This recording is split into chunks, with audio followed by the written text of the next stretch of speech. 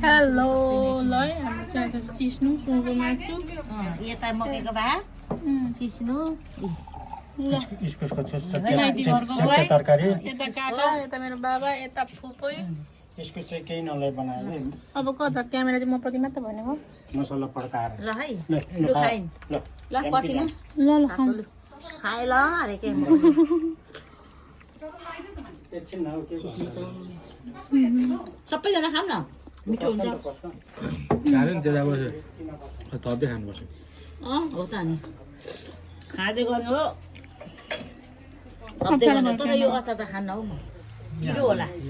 लैजाऊ लैजाऊ लु किन खानु नि पिरो तपाईँ होला मलाई ग्यास्ट्रिक छ क्या म खाँदैन सबै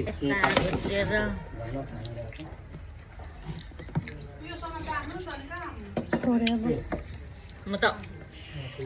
मेरो कन्टेन्ट नै यही हो भात खानेकुरा त्यही त तिमी खाऊ न भनेको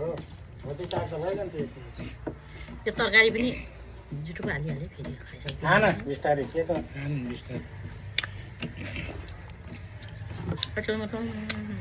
बिमारी अस्ति धेरै भएकोले डर लाग्छ हौ जान खाने बेला त्यसो नगर्नु कि अनि भरे बिसायो भने फेरि अर्को उपाय गर्ने खाने बेला त उयो गर्नुपर्ने झन् बिसाउ अबदेखि यति खान्न भन्ने होला पोल्छ होला हौ यहाँ त घामले म त हो म पनि घाम त्यही भएर त नि घाममै बस्नु भने चाहिँ मान्दैन म पनि घाममै त्यही भएर क्यान्सर बिरामीले त घाममा बस्नु बिहानदेखि आज चिप्लो भएन है एकदम म थपिदिन्छ के चाहिँ मा त्यो चाहिँ मेरो माइती घरको खुवायो है गाइज मेरो मुखाले मासु गाइज देखाइस् मासु र सिस्नु पहिलोचोटि खाएको म त मिठो लाग्यो सब्जी नै त्यही हुँदैन युट्युबमा भात देखाउँछ मासु थोरै खाँदैन कृष्णसँग सुँगुरको मासु पारेर देखाउँछ यो भिडियो पनि युट्युबमै आउँछ नि त ए हो हड्डी हड्डी लगाएको छु मैले त फेसबुकमा युट्युबमा के छ अमिलो जानु सरदा फुपूले मन पराउनुहुन्छ होइन मुख मिठाउनुहुन्छ होला फुपू यो ढेउडा चाहिँ देखाउनु पर्छ नि बुढी नदुखोस् है हाम्रो सिस्नु सिस्नु कठन नखाएको पहिले त के मलाई पनि धेरै तरकारी धेरै चाहिन्थ्यो मकै भातहरू खाँदा होइन त्यसैले थोरैले नै खानु जानेको छु खाना खाँदा बानी भयो होला क्या धेरै चाहिन्छ म त पहिले हो म पनि त्यस्तै थिएँ कसैले चाहिँ यस्तो यस्तो उसमा देखाएको जस्तो भयो सर यस्तो यस्तो पार्छ अनि खत्लक्क निल्छ दोषी दाजु त्यसै गरेर खानुहुन्छ हाम्रो केटाकेटीहरू सबै खाँदा चाहिँ म निल्नु सक्दिनँ हो र चपाउनै बस्न इस्टमा हान्यो सिस्नु कुम्टी भएछ परेर यसो हाम्रो आरनाले नै खान्छ ढेउडो चाहिँ बोजूले खाने बानी भएर खुवाउनुपर्छ है कहिले काहीँ त यस्तो छ अझै खानु आफै पकाउनु नि भन्छ मैले तरकारी छैन इस्कुसको मिठाल पेटमा हुँदाखेरि लगाइदिउँ शर्मिला खालि बाउलाई ढेँडो बनाइमा कम ढेँडो खायो अनि उता फेरि ज्वाइँलाई चाहिँ मोमो यत्रो यत्रो इस्कुस थियो कि अनि सारा चाहिँ बनायो कस्तो मिठो लाग्छ नि त इस्कुसको अस्ति पाएको होइन कहिले काहीँ यस्तो प्रकारले कहिले काहीँ त्यो मिठो पालेर क्या एकदम मिठो हुन्छ पटनासम्म एउटा दिमाग खाने कि हात पस गरेर अनि हाङ्गर पारेर भने सबै जति भन्दा पनि त्यस्तो छ त के हुन्छ यसो गर्दा मिठो हुन्छ यो भयो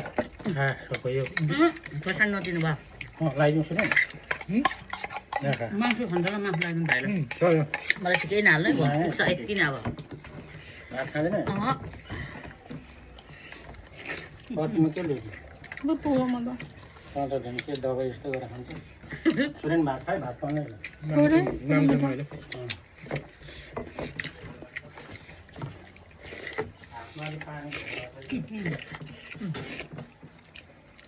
कस्तो मिठो गाइस भने जस्तो गाइस त्यो गाईको घर त यहाँ माथि छ नि यत्रो मासु त कस्तो खान्छ मजाले त्यो त कोपी पनि के मिठो गरी खान्छौ करक करकै त्यो त मिठो लाग्छ कोपी पनि मन पनि म त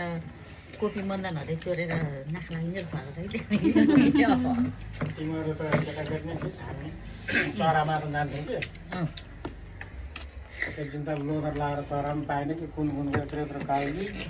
मुला उखाल्छ झोला मन रक्षाबन्धनको पारा पनि त्यही त चौथीको बेला थियो दिमाहरू साइला टिकेकोमा खाने ए अँ साइला टिकेको मरेन उहिले मरेको अरे हौ म उयो नै छैन थाहै छैन धेर खाएरै मरेको क्या उनीहरू त औ परे खान्छ नि त नि उनीहरू सेक्युरिटी गर्थ्यो इन्डियामा पनि बसेन कतिमा पनि म त फाल्टो काम गर्थेँ त्यो किले हिही गरेर हाँसेको म त अलिअलि याद छ तर त्यो अनुहारहरू यसो सम्झिन्छु कि त्यो खुइले टाउपछि मात्रै त्यही याद आउँछ के भएको त्यो अनुहार चाहिँ यहाँ चाहिँ त्यहाँ त छोराले पहिला त लागेर यसमा नि यो दागहरू चाहिँ के को चराले गोलीको भर चलाउँदैन त भाँचेर ए उहाँ हुन्छ हुँदा चाहिँ त्यसकोले त्यो उठेर त्यो चाहिँ थाहा भएन फेरि मासु राम्रो रहेछ नि मिठो बाई बाई रहेछ खास